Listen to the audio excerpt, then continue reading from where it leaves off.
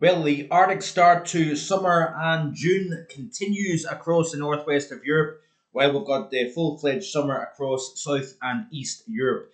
Thanks for clicking on to the Tuesday edition of Vogan's European Outlook. Hope everybody is safe and well wherever you are. Before we continue with the video, hit that like button, share with your friends and family, and subscribe. I do greatly appreciate everybody's terrific support in recent times.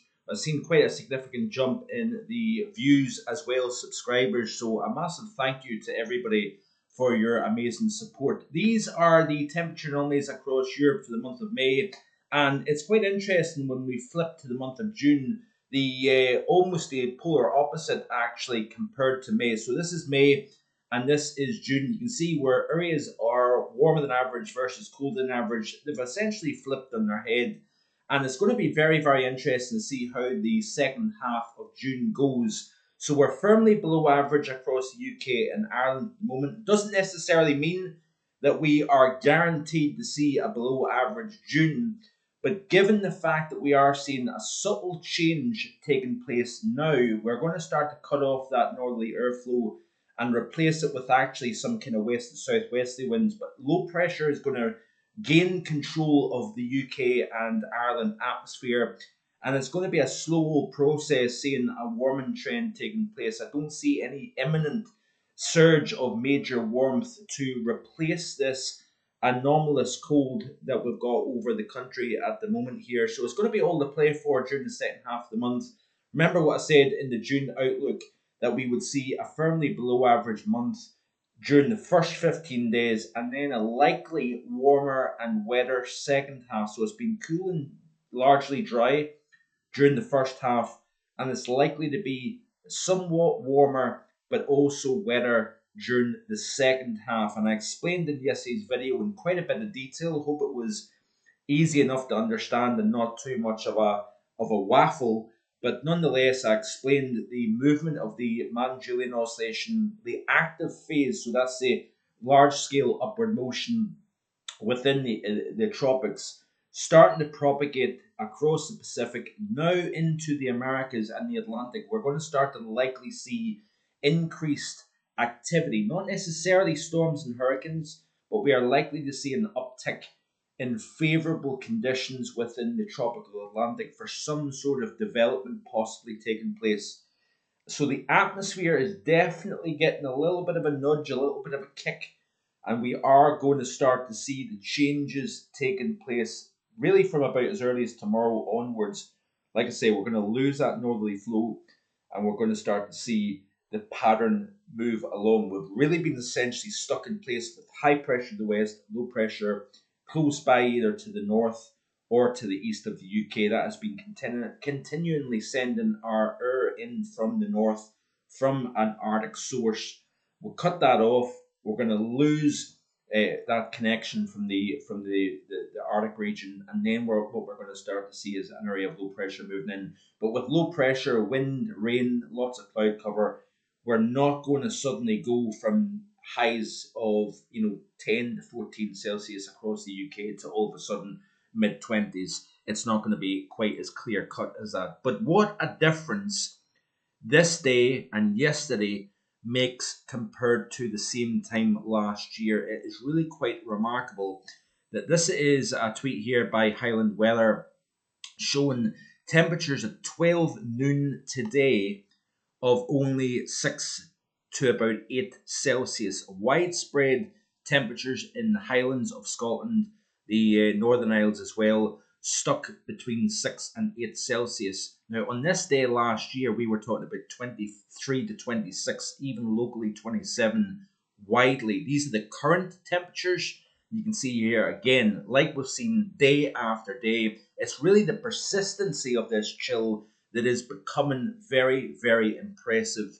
It's not individually the 8s and 9s for daytime highs, which is pretty impressive in itself, but it's the consistency of this cool pattern that is becoming exceptional in its own right here. It's quite rare to see this length of time with these suppressed temperatures. I mean, for 5 p.m. on June 11th to only see temperatures into the 12s, 13s, and right along the south coast of England only 15 Celsius. That is pretty impressive cold for the time of the year. Now, if we go to daytime highs from yesterday, you can see here that we had temperatures as low as 10.5 at Aviemore, 9.2 at Loch Liscarnock, 9.1 at Altnahara here. Down through the central belt, yeah, it's still chilly, but not quite as cold as to the north of the central lowlands here. So really 14, 15 Celsius has been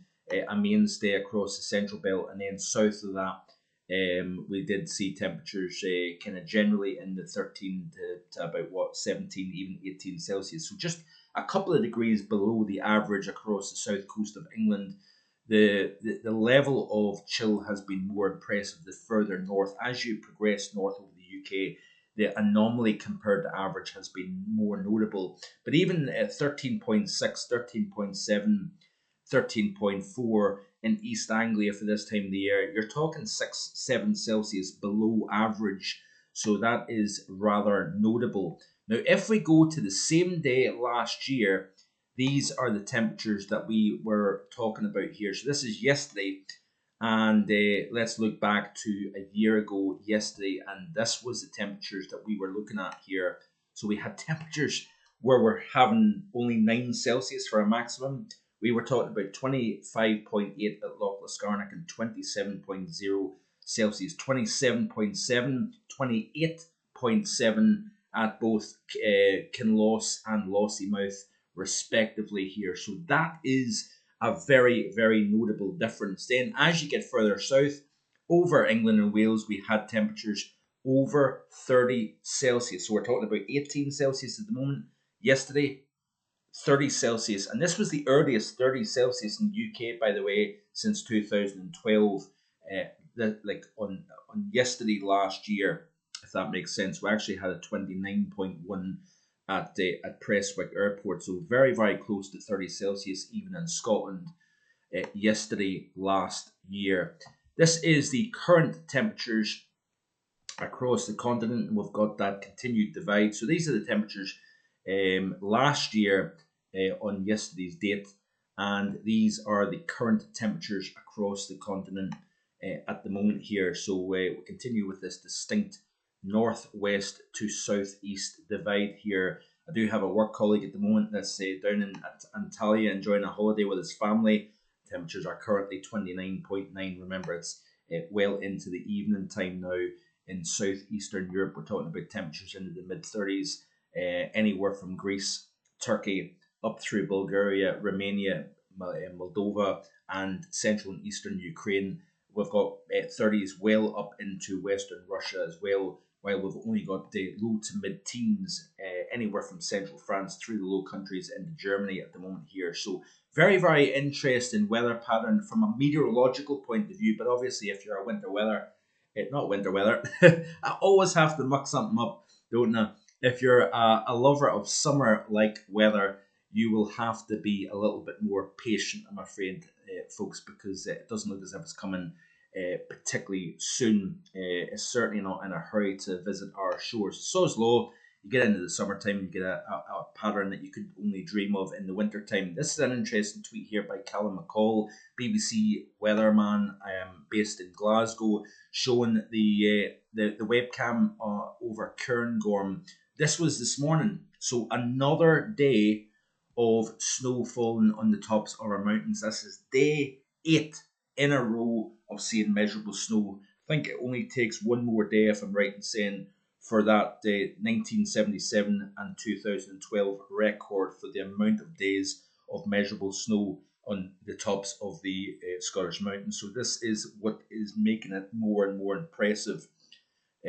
So yeah, interesting stuff indeed.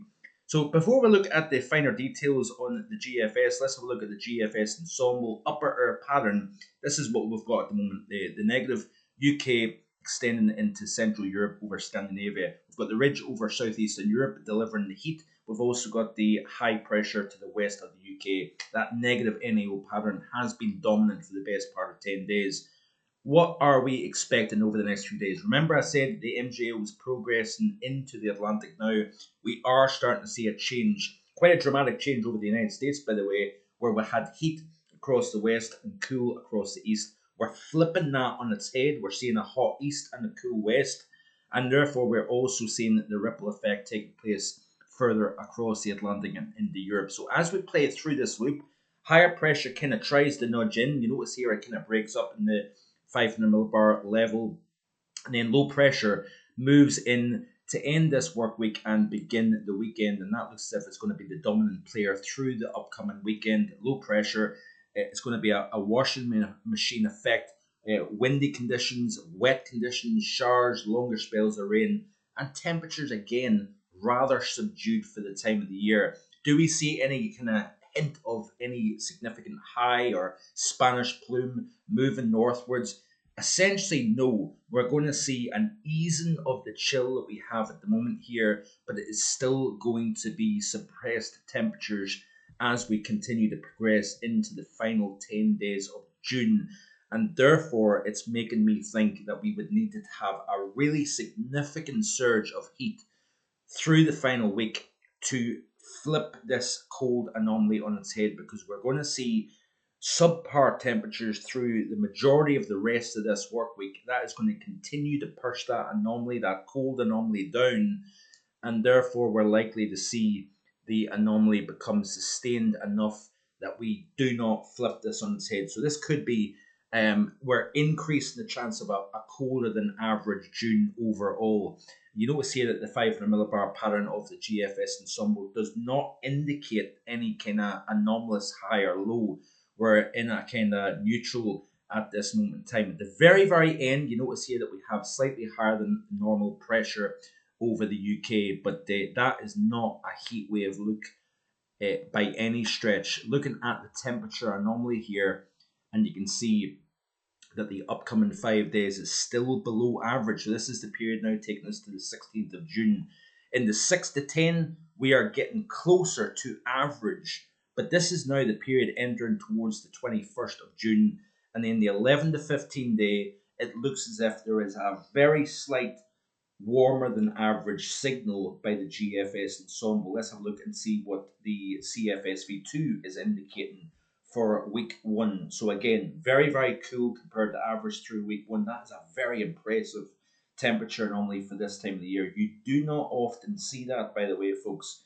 Then in the week 2, we've got still below average conditions. Notice France down across Iberia here. We've got this very, very distinct west cool, warm east setup here over the continent here. And then as we move towards week 3, you can see that it does start to flip around, but this is the period between the 25th and the 2nd of July here. So the cool is going to ease in intensity, but I don't think we've got anything major in terms of warmth coming anytime soon. So let's finally look at the GFS here. This is the current situation. Very, very messy continent. You can see a lot of showers and thunderstorms, hot conditions across the southeast, but where we've got cooler meeting the heat, we've got thunderstorms blowing up and potential for severe weather, flooding, etc., etc. We've had some very nasty flooding down across southern Germany, parts of Austria as well in recent times here. And as we play through, you can see that we've got at the surface high pressure, subtly settling things down over the UK. We're cutting that northerly flow off, but you notice here that there's an area of low pressure that then swings in, quite a notable front actually. So this could bring some fairly windy but very wet conditions. So we're going to see quite a notable change in terms of the overall pattern. So we're losing this relatively cool, settled theme with a northerly flow, showers across the north, less so across the south. And we're going to start to see a lot more mobility in terms of low pressure. But you notice something. We've still got quite a blocky look overall. A lot of high pressure to the north of the British Isles, so we're continuing to see this blocky situation develop here. But notice here this area of low pressure, because of the block, is kind of stuck, trapped underneath the high, both to the east and to the north. Therefore, we're kind of stuck in this kind of washing machine of low pressure that is going to continue to spin away. And with all that rain and cloud cover, yeah, not as cool, but still cooler than what is considered average. And it looks as if as we go into the early portions of next week, then it looks like we still have low pressure close by. And if you look at the 850 temperatures here, you can see the change taking place. So we lose that connection with the north, that high kind of subtly builds in, then it's replaced by low pressure. You notice here that we do not have anything particularly warm at 5,000 foot across the UK as we move through the course of the weekend. And into early next week, it's actually indicating another chance of seeing cold air coming in from the Arctic region once again. So there is no real indication of anything significantly warm. If anything, we'll be lucky to get close to average over the next week or so here. So stay tuned. Plenty of things going on at the moment. Hit that like button, share with your friends and family, and subscribe. I would greatly appreciate that. And let's continue to watch this interesting pattern as it continues to unfold. Enjoy the rest of your Tuesday, and see you tomorrow with more. Bye for now.